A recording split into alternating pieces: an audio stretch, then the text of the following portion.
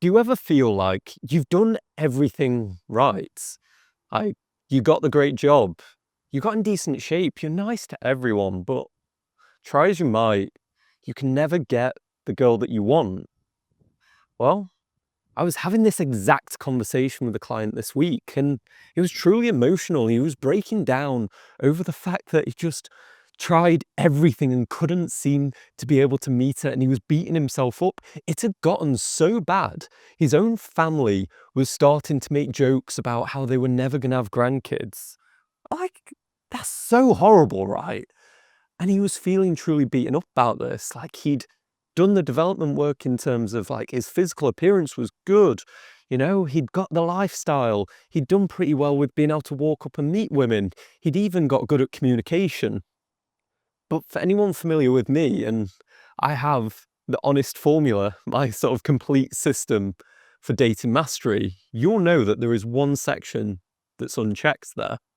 And it's the section that trips up a lot of men. And I guarantee if this idea is resonating with you, you feel that, this is probably where you need to look.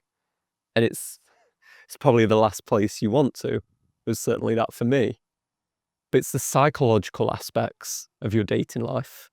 And my client even asked me, like, psychological stuff, how does that matter? Why would that impact how things go in that 30 seconds when I'm walking over and talking to a girl? Like, how would she know? What's the point on working on this kind of deeper stuff? So I walked him through it. It's like, this impacts everything about you. Your vocal tonality, your body language, all of this is dictated by how you feel about yourself. And most especially, it's your reactivity to girls, because anyone can go over there and say a few things and maybe practice some behaviors. But it's when you have to start reacting to her. If she pulls away a little bit, are you hyperreactive and needing that validation? So that's when we started to unpack this layer a little bit deeper, because this is so important to most men. Like, I know I went through this journey myself, and I was never, ever going to get the relationships I wanted if I didn't begin to address this. Like, in my case and in my client's case, one of the things that came up was, I'm a good person. Like, I do all of these things for other people, and I'm good, but I still seem to lose to these assholes that are doing all this sort of stuff that allows them to get girlfriends, and they're mean, and it's like, I'm a good person. So what I did, I introduced him to one of my favorite quotes, and I had this up on my wall for like 2 years, and it's a Carl Jung quote that I love. So see if this connects with you. It's, I'd rather be whole than good. That spoke to me. When I first read that, I was your kind of quintessential nice guy. I'd hung my identity on this idea of being a good person. So much so that I'd rejected anything that could be deemed by society as bad. Selfishness, putting my own needs first, aggression, assertiveness, competitiveness. All of those things I'd cast down into what's called our shadow. Our shadow is all the elements about us that we've said are unacceptable.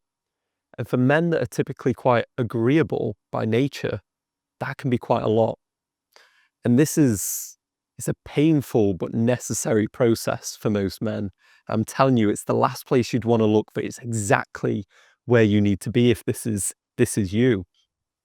It's beginning to unpack those layers of things that you've rejected about yourself. For me, I'd got rid of my aggression. I'd figured out when I was younger, it was unacceptable. Whenever I showed any kind of level of spirited aggression to do something in the world, my mother would tap me out of that. No. Don't, you're a nice boy. Don't do that. Perfect little boy. Stick to that.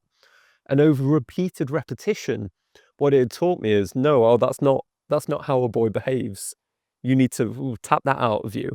And what that had done is, it really destroyed my confidence, because the more we start to put in our shadow, the more mental energy we take up, suppressing it. And I was suppressing all of this aggression, all of this assertiveness, all of this belief in myself that what I said matters and who I am is enough. And I pushed it away.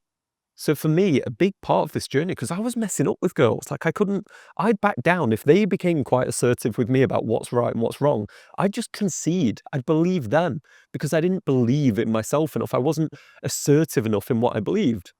So for me, part of this process of working on bringing forth the shadow was first addressing all the parts of you that you deem unacceptable. So stay with me here. What I want you to do is a quick exercise, me and you together. I'm going to start a sentence and I want you to fill in what comes up for you after that. Okay? Ready? Take a breath.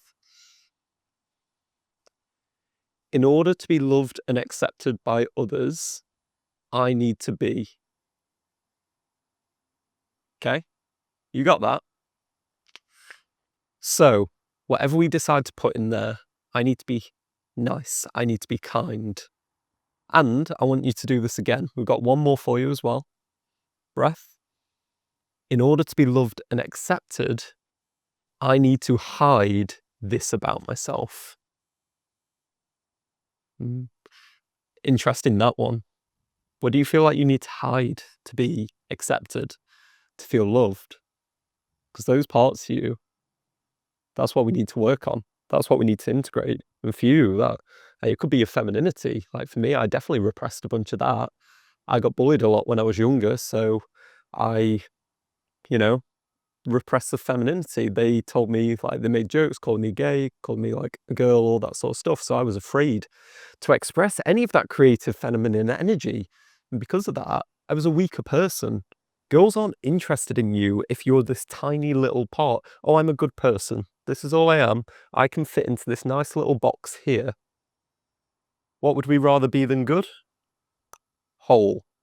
Because that's what a girl wants to feel like. There's this whole person they're connecting with, and this radiates from your body.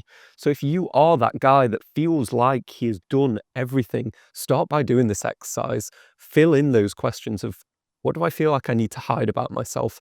Who am I forcing myself to be determined as loved? Right? This is super important, and I think it will always hold you back. A man who's buried in shame will never feel confident enough to show who he truly is to a girl. He will never believe who he is enough, so he'll be pretending, playing games, lying to girls, trying to be something that he's not. And because of this, girls will always be repulsed to him, right?